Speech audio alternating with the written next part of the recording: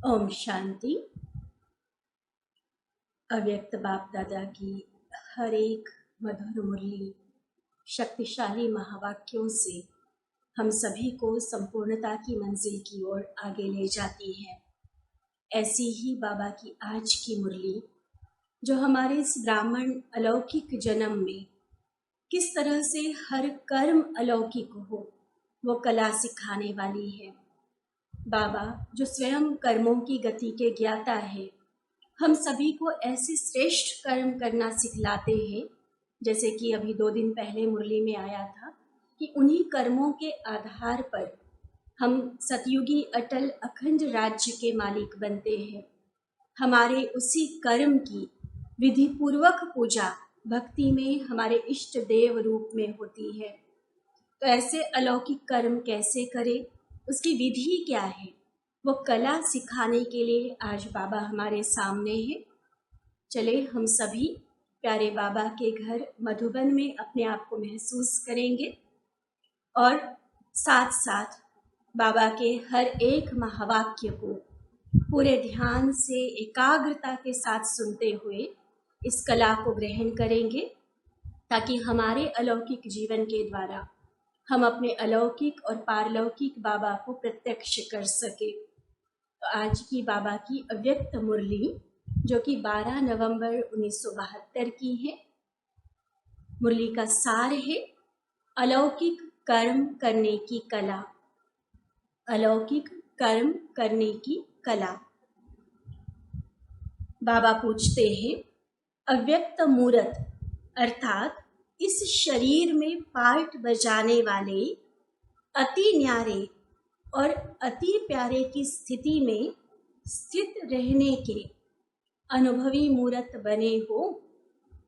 अव्यक्त वाणियों में इस अव्यक्त स्थिति का पाठ बाबा हमें बहुत पक्का कराते हैं। सेकंड में देह में आ जाए, सेकंड में देह से न्यारे हो जाए, अभी अभी अति न्यारे, अभी अभी अति प्यारे। तो ऐसे शरीर में पार्ट बचाने वाले अनुभवी मूर्त हम कितना बने हैं, आज बाबा देख रहे हैं।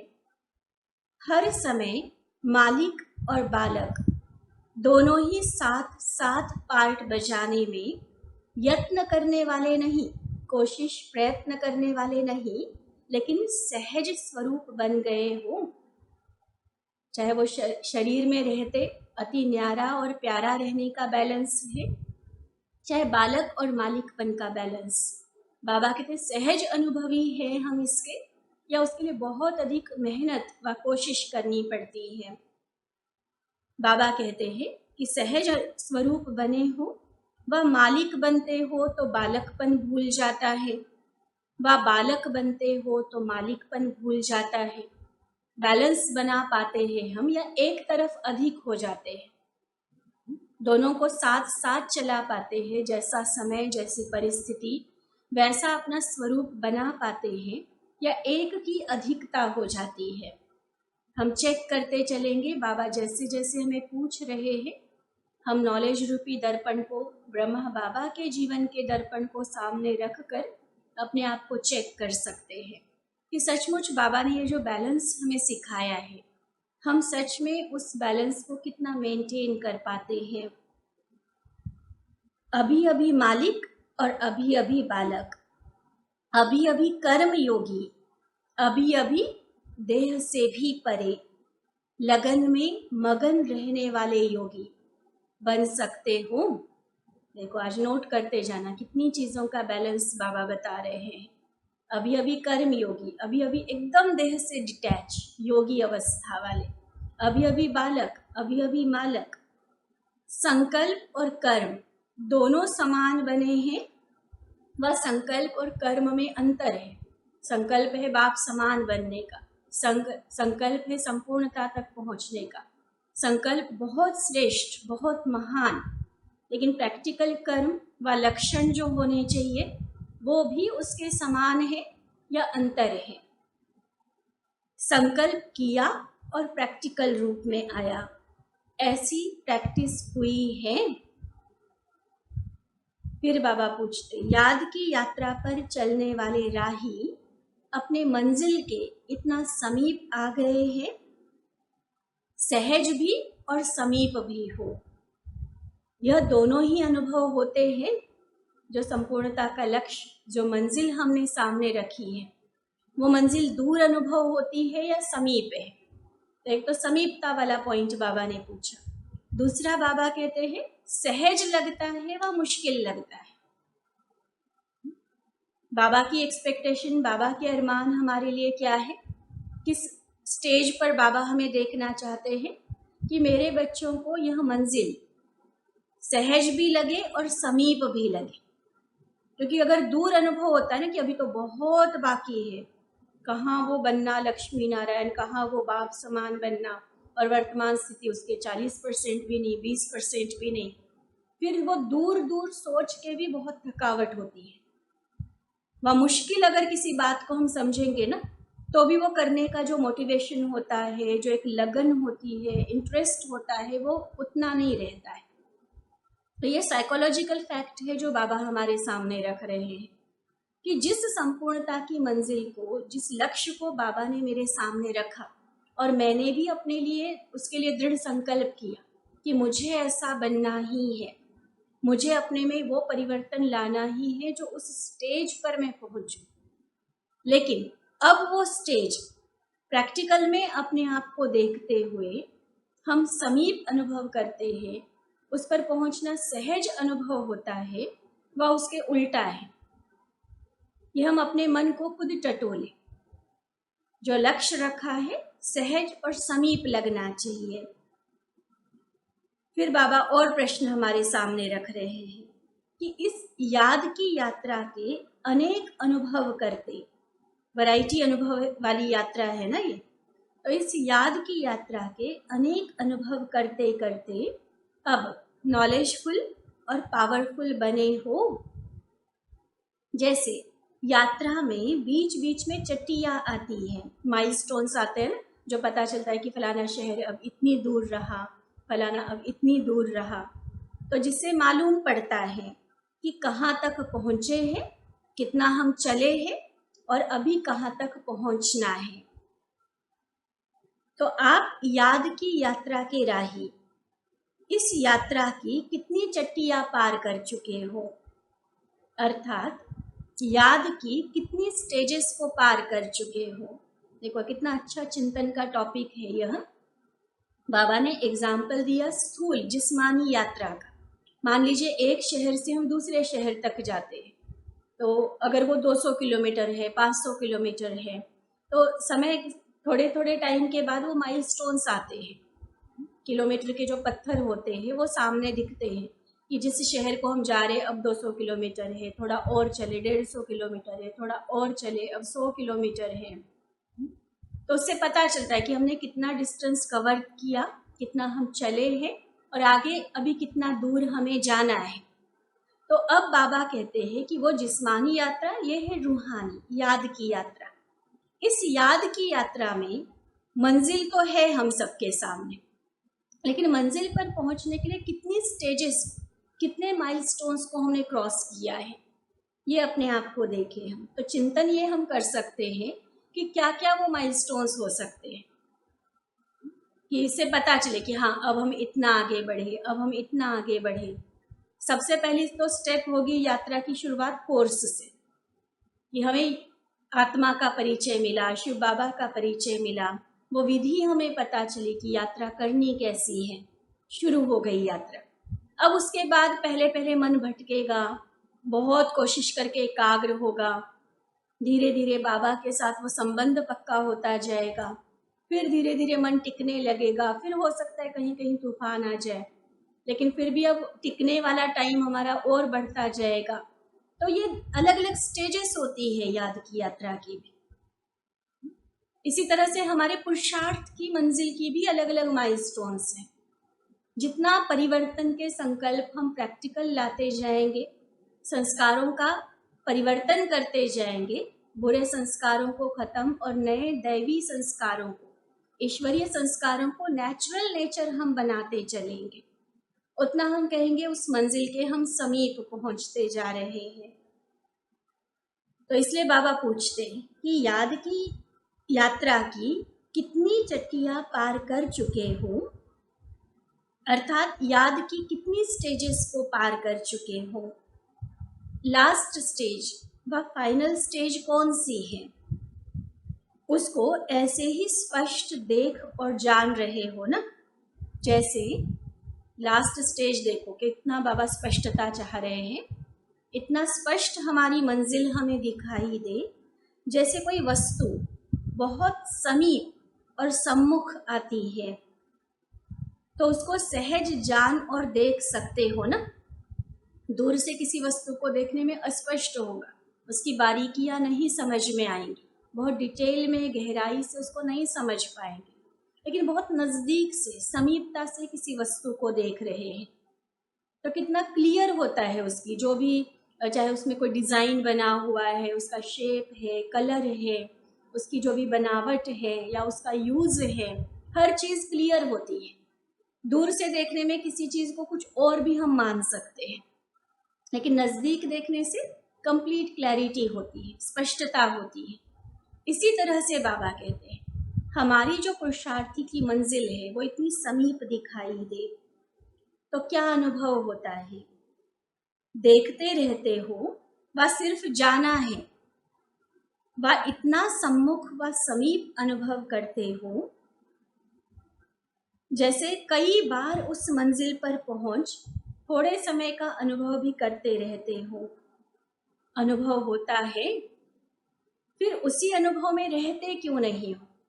देखो बाबा क्या पूछ रहे हैं, एक होता है दूर से देखना व अनुभव करना, वो स्टेज खत्म होकर नज़दीकता वाला ऐसा अनुभव बढ़े कि हम प्रैक्टिकली उस स्टेज पर कई बार खुद को महसूस करें।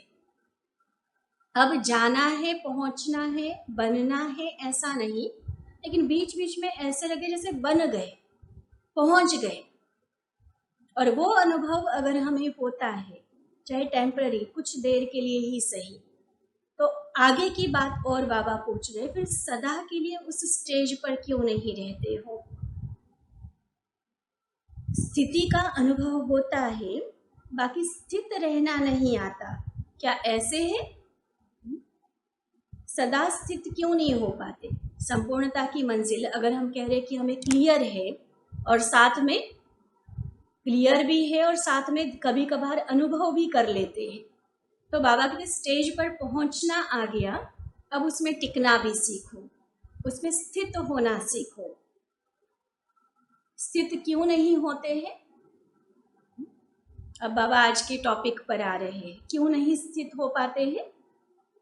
क्योंकि सर्विस व जो ब्राह्मणों के कर्म हैं, जिस कर्म को अलौकिक कर्म कहा जाता है, ऐसे अलौकिक कर्म व ईश्वरीय सेवा कभी स्थिति से नीचे लाने के निमित्त नहीं बन सकते। कई बार हम एक्सक्यूज क्या देते हैं, योग का चार्ट मेरा इसलिए नहीं क्योंकि सेवा की जिम्मेवारी बहुत है, सेवा की भागदौड़ बहुत ज़्यादा है और इसीलिए हम अपने लिए, स्वोन्नति के लिए, याद की यात्रा के लिए, अपने पुरुषार्थ के लिए टाइम नहीं दे पाते हैं, या सेवा मेरे पुरुषार्थ में बाधा बन रही है, सेवा के कारण विघ्न आ रहा है। इसको आज टोटल बाबा रॉन्ग कह रहे हैं। देखिए बाबा का ये महावाक्य हम अपने पास अच्छे अच्छे बड़े अक्षरों में नोट करें।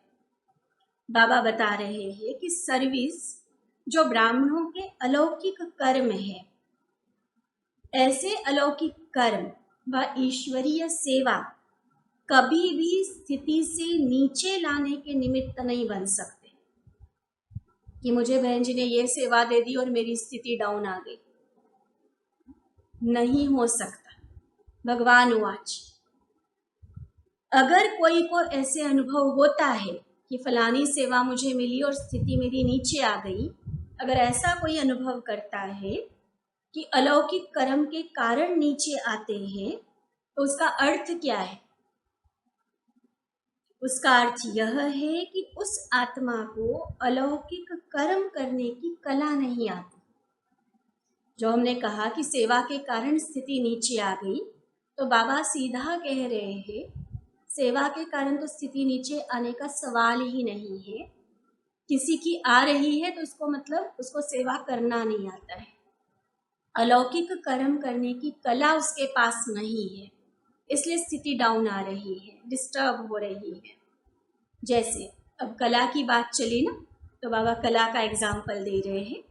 जैसे कला दिखाने वाले कलाबाज व सर्कस में काम करने वाले देखे होंगे ना हम सभी ने, क्या करते हैं, वह हर कर्म करते हुए हर कर्म में अपनी कलाबाजी दिखाते हैं। उन्हों का हर कर्म कला बन जाता है।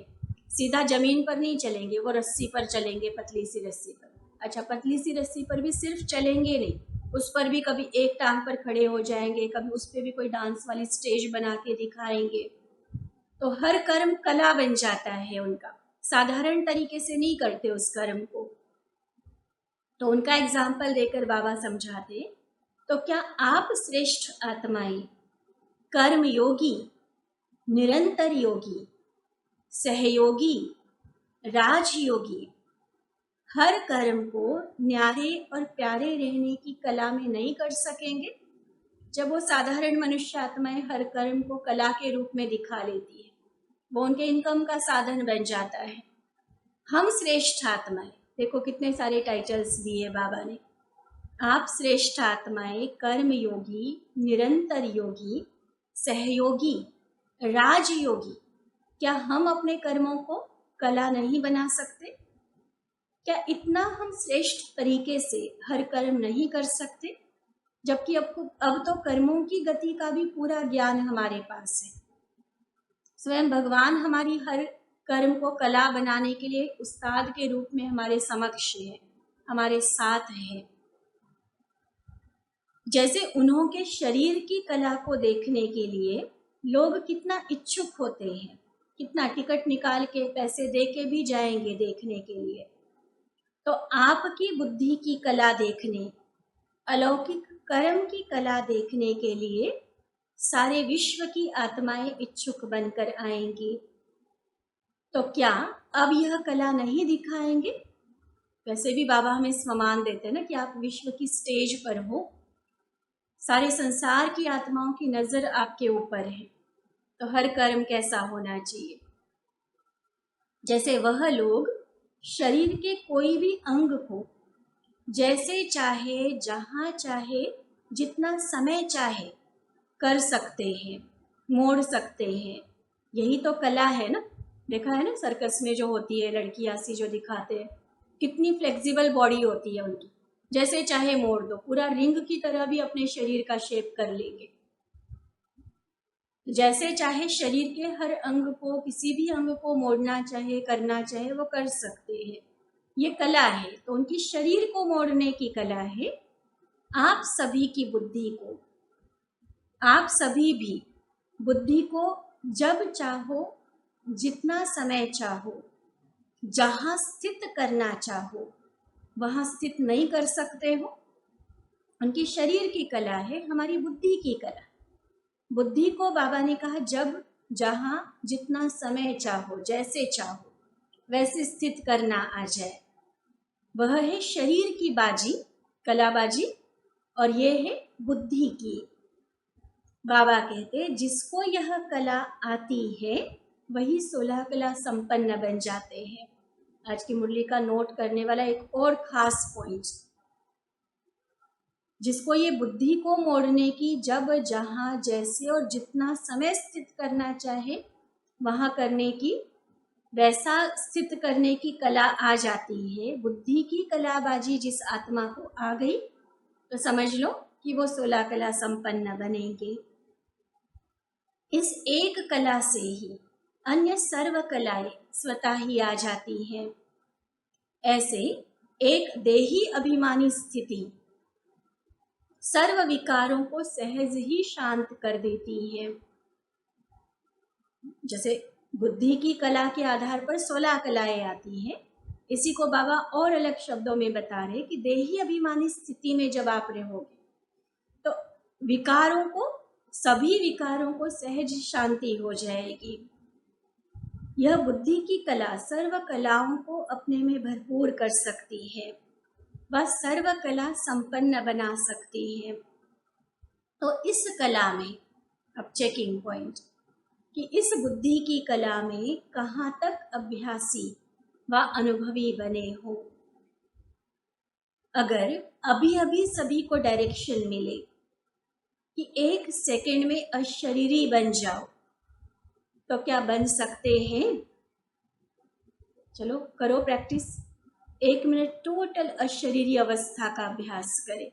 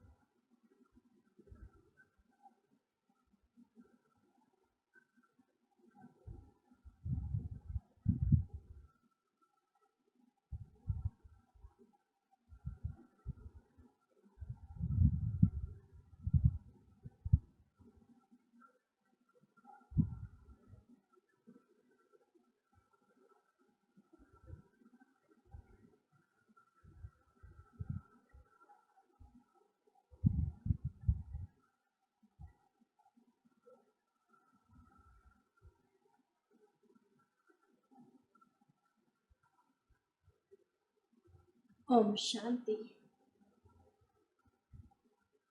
तो बाबा ने हमें यह ड्रिल कराई, बाबा ने पूछा भी और साथ साथ हम सभी ने करके देखा।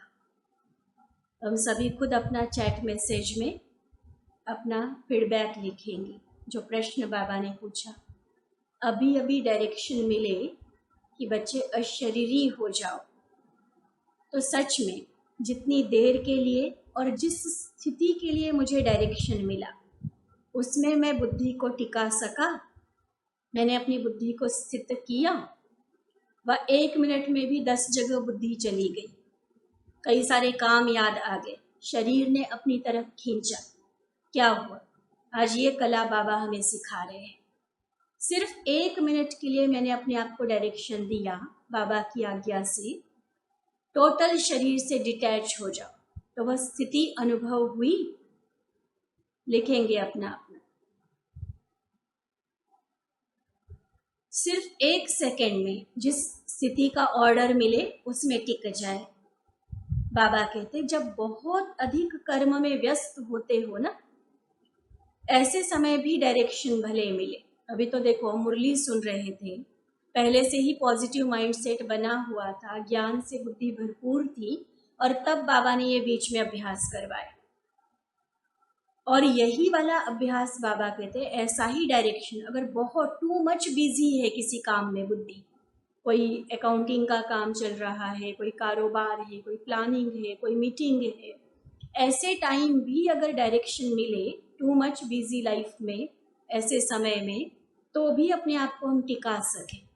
जो भी काम चल रहा है, जो भी प्लानिंग चल रही है, जो भी हिसाब किताब व बुद्धि का काम चल रहा है, उससे डिटैच, और बाबा ने जो स्थिति कही उसमें टिक जाए बुद्धि। जैसे मान लो अभी युद्ध प्रारंभ होता है और अचानक ऑर्डर निकले, अभी अभी सभी घर छोड़कर बाहर चले जाओ, तो क्या करना पड़ता है? जरूर करना पड़ेगा ना। तो बाप दादा भी अचानक डायरेक्शन दे कि इस शरीर रूपी घर को छोड़, इस देही अभिमानी स्थिति को छोड़, देही अभिमानी बन जा। सिर्फ स्थिति नहीं कि शरीर में मैं आत्मा अलग हूँ, आत्मा अलग हो जाए शरीर से, इस दुनिया से परे अपने स्वीट होम में चले जाओ, तो कर सकेंगे। देखो इसीलिए बाबा कई बार कहते हैं ना, यहाँ मरना सीखने आए हैं, शरीर को छोड़ना माना क्या? मरना। तो लेकिन बार बार बहुत काल का ये अभ्यास किया हुआ होगा ना। आज की मुरली से खास ये होमवर्क हम अपने लिए लेंगे कितना भी बिजी हूँ, कितना भी कुछ है, वैसे तो देखो हमें हर घंटे में बाबा ने ये काम दिया हुआ है कि हर घंटे हम अशरीरी बनने का अभ्यास करें, या ट्रैफिक कंट्रोल्स का टाइम दिया हुआ है। उसके अलावा भी अपने लिए लक्ष्य रख के चले। 24 घंटे में चलो 5-6 घंटे अगर सोने के छोड़ भी दे, तो जो भी कार्य चलता है हमारा, उस कार्य के बीच बीच में मैंने खुद रिकॉर्ड बजने का भी इंतज़ार करने की ज़रूरत नहीं है। मैंने खुद अपने आप को बार बार शरीर से डिटैच, टोटल आत्मा की अशरीरी स्थिति में टिकाने का अभ्यास करना है। युद्ध स्थल में रुक तो नहीं जाएंगे ना, अपने स्वीट होम में चले जाओ, ऑर्डर तो ये मिला, तो ऐसा तो नहीं कि स्वीट होम जाने के बदले यही आप अपने शरीर को छोड़ने का ही युद्ध कोशिश मेहनत करते रह जाए। युद्ध करते करते ही समय तो नहीं बिता देंगे कि जाए या नहीं जाए, जाना ठीक होगा व नहीं होगा, यह ले जावे व छोड़ जावे, इस सोच में समय गवा देते हो। ऐसे ही अशरीरी बनने में, अगर युद्ध करने में ही, माना सोच सोच में ही या अपने शरीर से अलग होने की मेहनत में ही अगर समय गवा दिया, तो अंतिम पेपर, उसमें मार्क्स व डिवीजन कौन सा आएगा? अगर युद्ध करते रह गए तो क्या फर्स्ट डिवीजन में आएंगे? युद्ध करने वाले तो क्षत्रिय घराने में जाएंगे ना। फर्स्ट डिवीजन सूर्यवंशी श्री कृष्ण के साथ तो नहीं आ सकेंगे वो। तो ऐसे उपराम एवर रेडी हो, बस बाबा ऑर्डर करे और हम चल पड़े। बाबा कहते सर्विस करते और ही स्थिति शक्तिशाली हो जाती है। जो ऊपर एक बात बाबा ने कही थी ना कि सर्विस के कारण स्थिति नीचे आ जाए, ये हो नहीं सकता। तो एक्चुअली क्या रिजल्ट होती है सर्विस की? बाबा बता रहे सर्विस करते और ही स्थिति शक्तिशाली बनती है, क्योंकि आपकी श्रेष्ठ स्थिति ही इस समय की परिस्थितियों को परिवर्तन में लाएगी। तो सर्विस करने का लक्ष्य क्या है? किस लिए सर्विस करते हो? अपने नाम मान शान के लिए, दिखावे के लिए, या किसी को नीचा दिखाने के लिए? ये उद्देश्य तो नहीं है ना सेवाओं का। या स्थूल रूप की कोई कमाई, पैसा, धन साधन इकट्ठा करने के लिए, ये उद्देश्य तो नहीं है ना सेवाओं का। क्या उद्देश्य है? लिख सकते हैं सभी। हम जो भी जितनी भी तरह की सेवाएं करते हैं, चाहे पर्सनल रूप से किसको समझाते, चाहे बड़े बड़े लेवल के मेगा प्रोग्राम्स और मेले सेमिनार्स आदि करते हैं, चाहे लोकल लेवल पे करते हैं, चाहे इंटरनेशनल लेवल पर करते हैं, आज पूरे विश्व भर में जो भी बाबा के यज्ञ के द्वारा, ब्रह्मा कुमारीज के द्वारा यह ईश्वरीय सेवाएं चल रही हैं, जिसमें हम सभी कम या ज़्यादा सहभागी है, योगदान देने वाले हैं, इन सभी सेवाओं का उद्देश्य क्या है? बाबा डायरेक्ट पूछ रहे किस लिए सेवा करते, ये पहले क्लियर होना चाहिए। चाहे हम घर में रह रहे, चाहे हम सेंटर पर रह रहे, जिस भी प्रकार की जो भी सेवा हम करते हैं, स्थूल रूप की है, सूक्ष्म रूप की है, क्योंकि हर तरह की सेवाओं की आवश्यकता होती है ना किसी भी सेवा कार्य को पूरा करने के लिए। तो सेवाओं का उद्देश्य क्या है? किस लिए सेवा करते हो? परिस्थितियों को परिवर्तन करने के लिए ही तो सर्विस करते हो ना, जिसको हम सिंपल शब्दों में कहते हैं कलयुग को हम सतयुग बनाएंगे, नर्क को स्वर्ग बनाएंगे, बेटर वर्ल्ड क्रिएट करेंगे। तो परिस्थितियों को परिवर्तन करने की सेवाएं हैं। तो सर्विस में स्थिति अगर साधारण रहे तो क्या वह सर्विस हुई? देखो बहुत गहरी रियलाइजेशन का चेकिंग है ये। मेरी सर्विस का उद्देश्य है परिस्थितियों को बदलना, और परिस्थितियों को बदलने के लिए अंडरस्टूड है कि मेरी स्वस्थिति कितनी पावरफुल होनी चाहिए। और हम कंप्लेंट ये कर रहे हैं कि सेवा के कारण स्थिति बिगड़ रही है, सेवा का कार्य या भागदौड़ या जिम्मेवारी इतनी अधिक है जो स्थिति मेरी डिस्टर्ब हो रही है, या मेरी स्थिति साधारण है, ऊंची स्थिति बनाने का टाइम नहीं मिल रहा है। बाबा कहते खुद चेक करो क्या साधारण स्थिति वाले परिस्थिति को बदलने की जो हमारी सेवा है वह कर सकते हैं? एक बार पहले भी सुनाया था ना कि प्रोग्राम भले हम कर लेंगे, जैसी मर्जी स्थिति हो, डिस्टर्ब हो, टेंशन में है, आपसी मतभेद है, अंदर से रूठे हुए हैं, प्रोग्राम कर लेंगे, लेकिन वो सेवा नहीं गिनी जाएगी। सेवा आज बाबा ने क्लियर किया, परिस्थिति को बदलना ये है सेवा। आत्माओं के मन की स्थिति को बदलना ये सेवा है हमारी। और मेरी अपनी मन की स्थिति डिस्टर्ब है तो वह सेवा कहाँ हुई? कहने के लिए कर्म हमने कर लिया, चाहे भाषण किया, चाहे स्थूल रूप की कोई ड्यूटी हमें दी गई, काम कर लिया मैंने, कर्म कर लिया, लेकिन वो अलौकिक कर्म नहीं होगा। प्रोग्राम कर लिया मैंने, लेकिन वो सेवा नहीं कहलाएगी। ध्यान रखें फर्क जो बाबा बता रहे हैं। तो सर्विस में स्थिति साधारण रहे तो क्या वह सेवा हुई? नहीं हुई ना। इस याद की यात्रा की मुख्य 4 सब्जेक्ट्स हैं। चेक करो कहाँ तक पहुंचे हैं। पहली स्थिति थी वो अब भी कोई कोई की है, वह क्या? बाबा का बनने से पहले एक स्थिति थी हमारी, और अभी बाबा का बनने के बाद भी कईयों की वो स्थिति होती है, वियोगी। वियोगी माना एक होता है योगी, योगी माना बाबा से कनेक्टेड, संबंध जुड़ा हुआ है, और वियोगी माना कनेक्टेड नहीं है, बिछड़े हुए हैं, विरह की भावना, वियोग है। तो पहले थे वियोगी, फिर दूसरी स्टेज वियोगी के बाद योगी बनते हैं। शुरू में बाबा ने कहा था ना माइलस्टोन्स, वो चट्टियाँ चेक करो।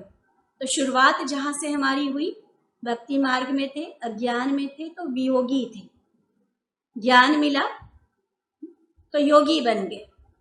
तो पहली स्टेज वियोगी, दूसरी वियोगी के बाद योगी बने, तीसरी स्टेज योगी के बाद सहयोगी बनते हैं।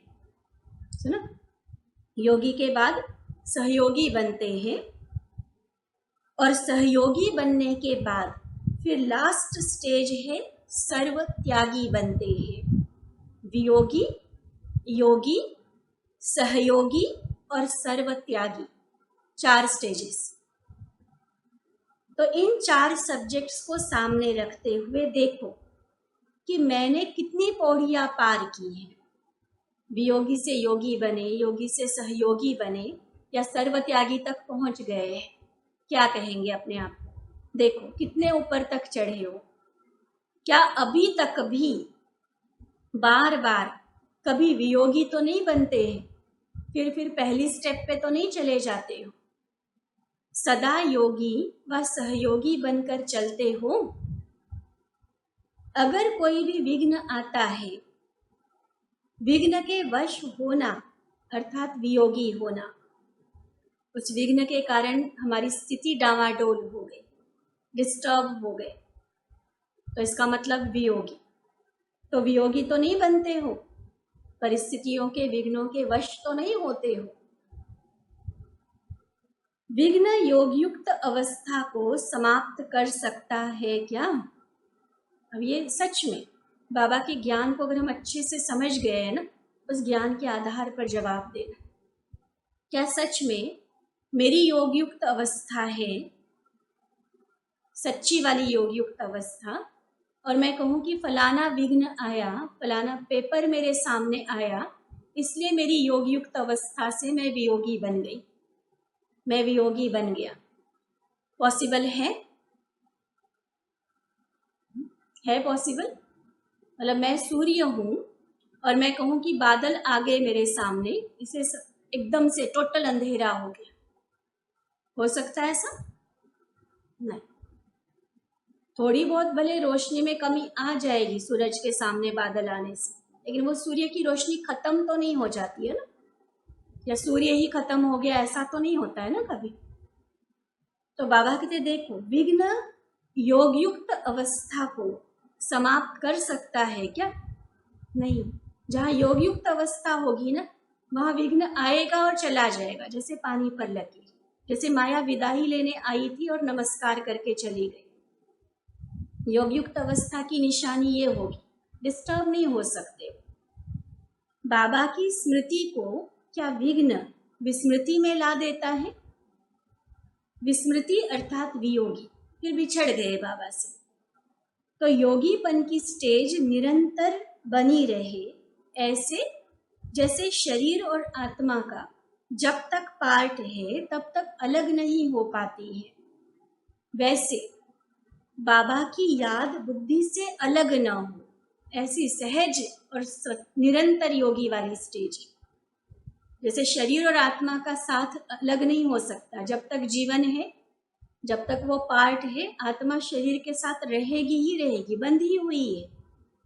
ऐसे बाबा कहते आप और बाबा की याद, बुद्धि से बाबा की याद अलग ही ना हो पाए। देखो अब इस स्टेज में अपने आप को हम नंबर दे सकते हैं।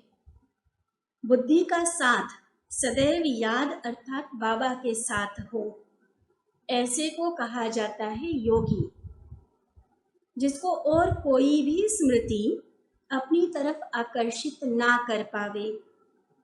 जैसे बहुत ऊंची व श्रेष्ठ पावर के आगे कम पावर वाले कुछ भी नहीं कर सकते।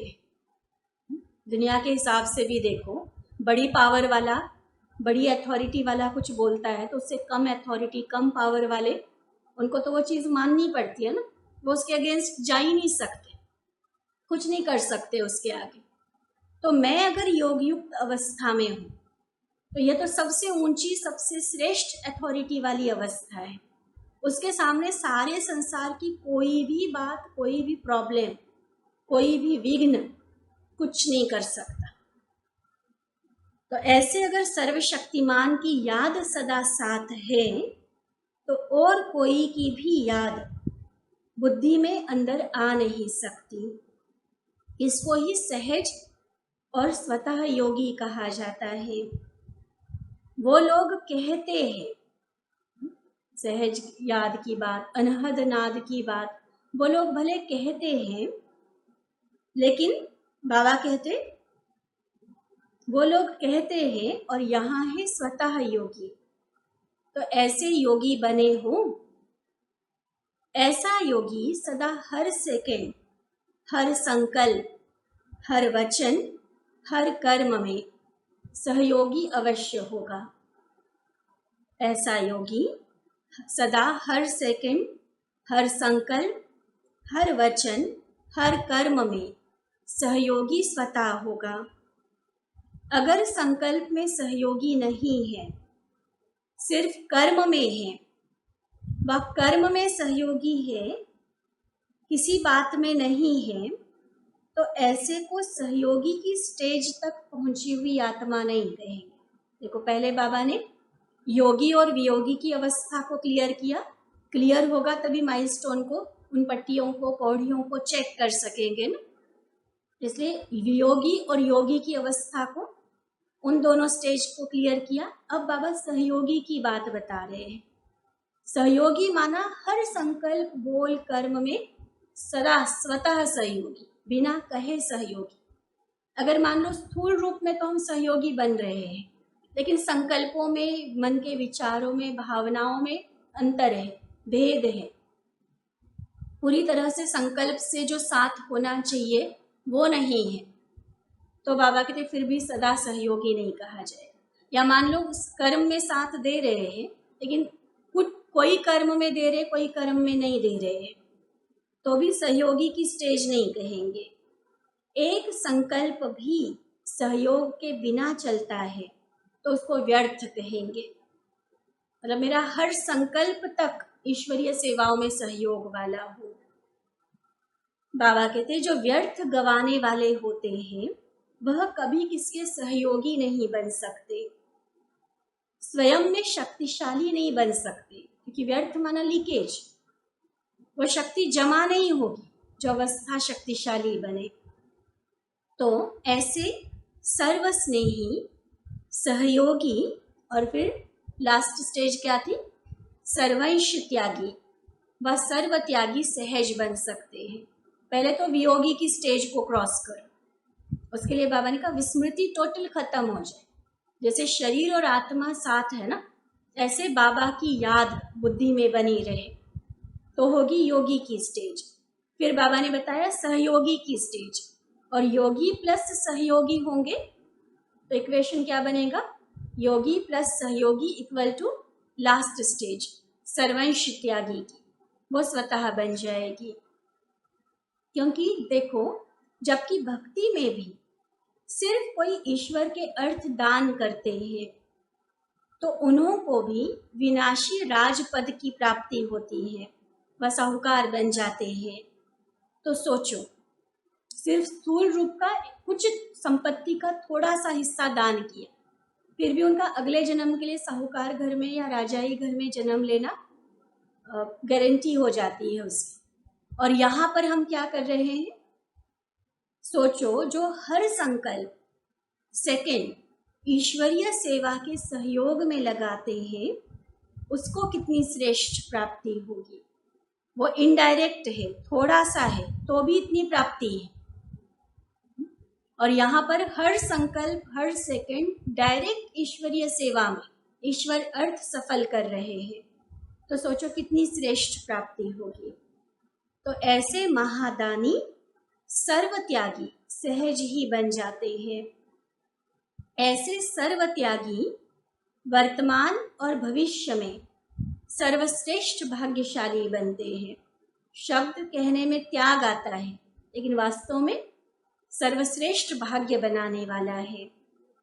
न सिर्फ भविष्य लेकिन वर्तमान समय भी ऐसे श्रेष्ठ भाग्यशाली आत्मा के भाग्य को देखते हुए, अनुभव करते हुए अन्य आत्माएं उनके भाग्य के गुण गाते हैं और अनेक आत्माओं को अपने श्रेष्ठ भाग्य के आधार से भाग्यशाली बनाने के निमित्त बनते हैं। सुना, ये त्याग की महिमा बाबा बता रहे हैं। त्याग माना कोई वैसा त्याग नहीं कहा बाबा ने आज जो हम ईश्वरीय सेवा में अपना तन मन धन हर सेकंड हर संकल्प लगाते हैं, इसकी बात बाबा कर रहे हैं। और इस त्याग के आधार पर इतने सर्वश्रेष्ठ भाग्यशाली हम बनते, भविष्य की जन्म जन्मांतर की गारंटी तो है ही है, लेकिन वर्तमान में भी हम सभी ये महसूस करते हैं ना, और हमारे साथ वाले भी ये महसूस करते हैं कि आप तो बड़े लकी हो, सामने से कह भी देते हैं कई, आप तो बड़े लकी हो दीदी, आप तो भाई जी बड़े लकी हो। क्योंकि जितनी श्रेष्ठ जीवन आज की कीचड़ वाली दुनिया में रहकर भी हम अपनी बना रहे हैं ना, वो सच में वो आत्माएं महिमा किए बिना नहीं रह सकती। और यही भाग्य की आकर्षण उन सबको भी बाबा के समीप लाएंगी। तो इसलिए देखो, इन 4 सब्जेक्ट्स में आज 4 सब्जेक्ट्स माना 4 स्टेजेस बाबा ने बताई याद की यात्रा की, वियोगी, योगी, सहयोगी और सर्वंश त्यागी। इन चारों सब्जेक्ट्स के किस स्टेज पर पहुंचे हो, व मंजिल के कितना समीप आ गए हो। तो ये चेकिंग का बाबा ने खास हमें विशेष होमवर्क दिया। और एक होमवर्क जो बीच में हमें मिला, बीच बीच में चाहे कितने भी बिजी है हमें खुद को ये ड्रिल कराते रहना है, क्योंकि यही वो कला है, बुद्धि को मोड़ने की कला, जब जहाँ जैसे चाहे वैसे स्थित करने की कला, यही हमें 16 कला संपन्न बनाएगी। और ये चारों सब्जेक्ट्स के लिए जो बाबा ने कहा, इनमें अपने आप को चेक करो कि चारों में से कौन सी स्टेज पर पहुंचे हैं और मंजिल के कितना समीप हम आ गए हैं। अच्छा, ऐसे सहज और स्वतः योगी आत्माओं को बाप दादा का याद प्यार और नमस्ते। हम रूहानी बच्चों की रूहानी बाप दादा को दिल व जान सिक व प्रेम से नमस्ते नमस्ते नमस्ते जी। अच्छा, ओम शांति।